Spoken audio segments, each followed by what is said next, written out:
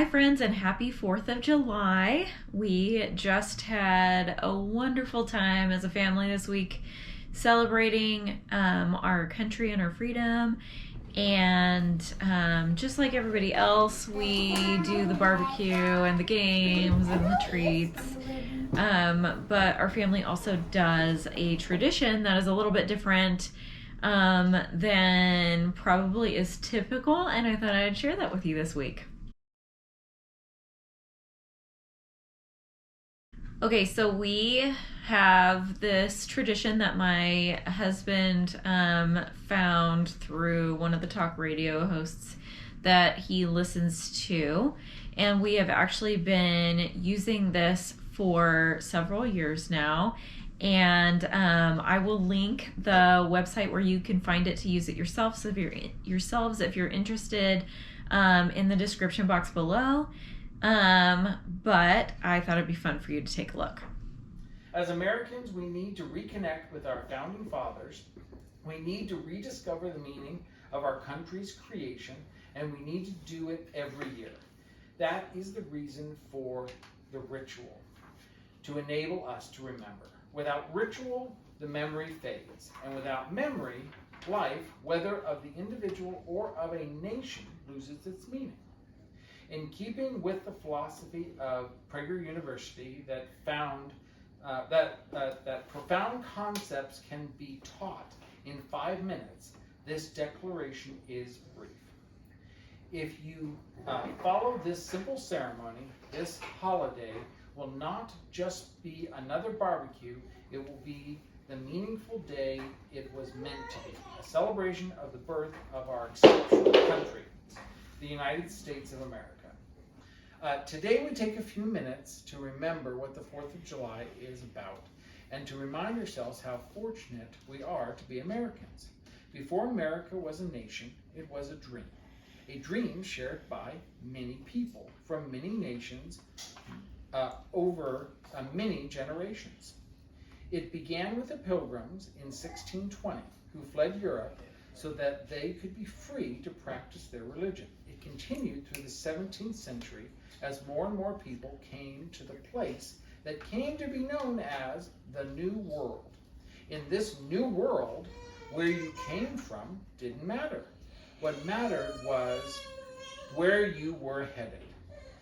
As more and more people came, they started to see themselves not as Europeans, but as a new people in the new world, Americans. They felt blessed. The land was spacious. The opportunities limitless. By 1776, a century and a half after the Pilgrims landed, this new liberty-loving people was ready to create a new nation.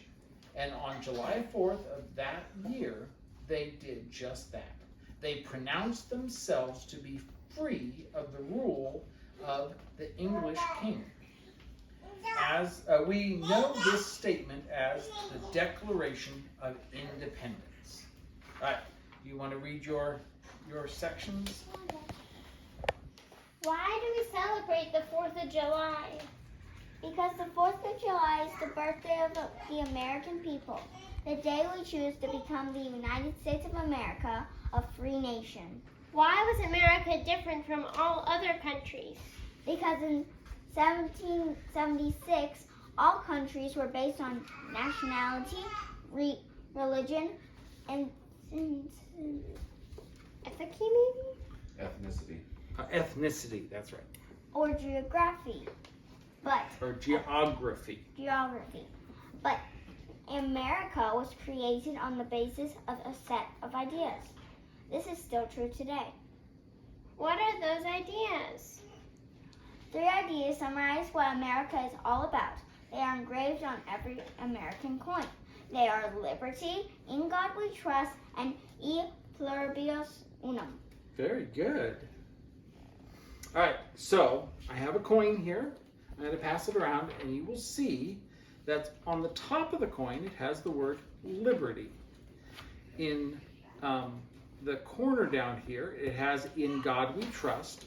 And then if you turn it over on the back, you will see that it says near the top, e pluribus unum. And take a look at it. Okay? So, what do these things mean? Liberty means that we are free to pursue our dreams and to go as far in life as hard work and good luck will take us.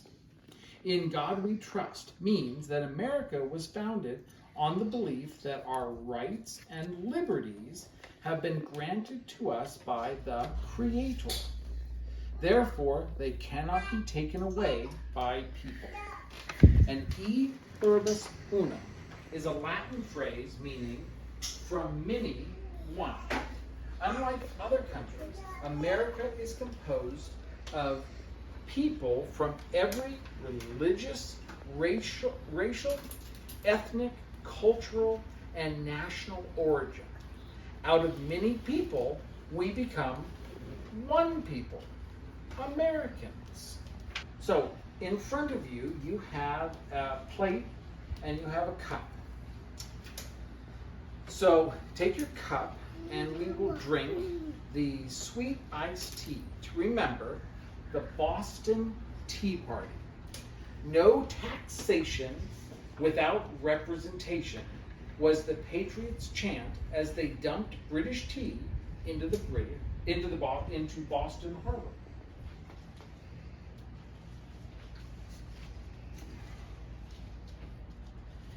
On your plate you have a salted chip to remember the tears of the soldiers who suffered through the harsh winter at Valley Forge.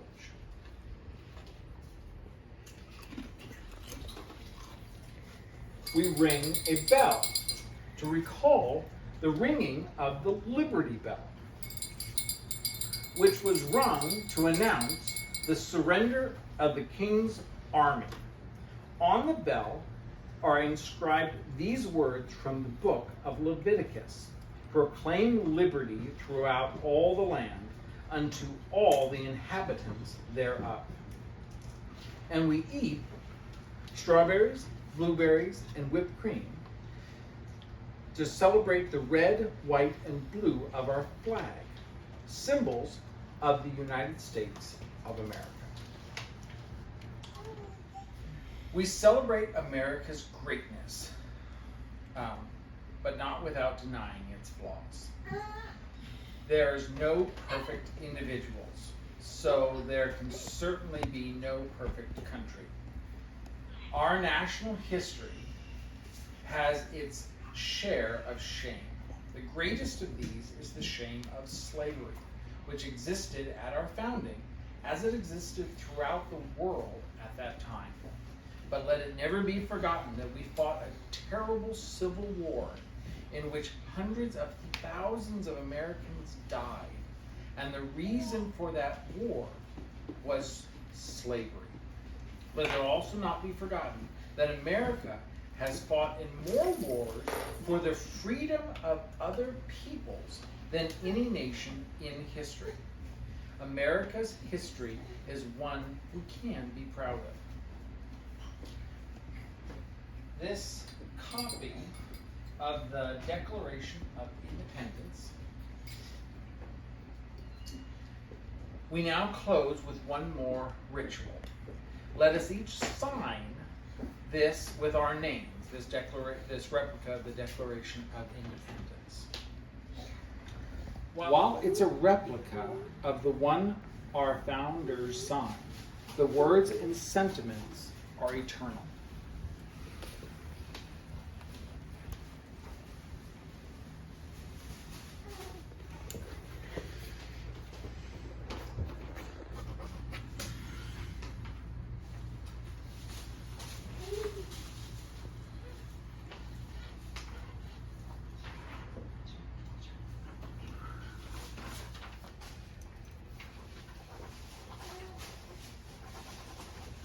Another Johnny Hillside.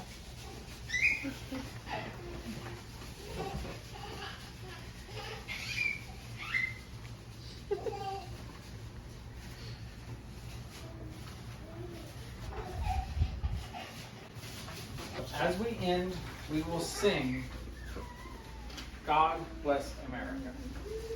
God bless America. When that I learn. Happy New Month and 4th of July. A time to eat hot dogs and to say hi. And then at night, fireworks are blasted to the sky. Good job, Beth.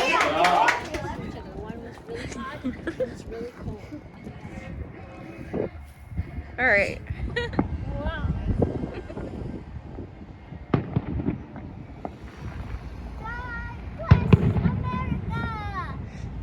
Our home. God bless America!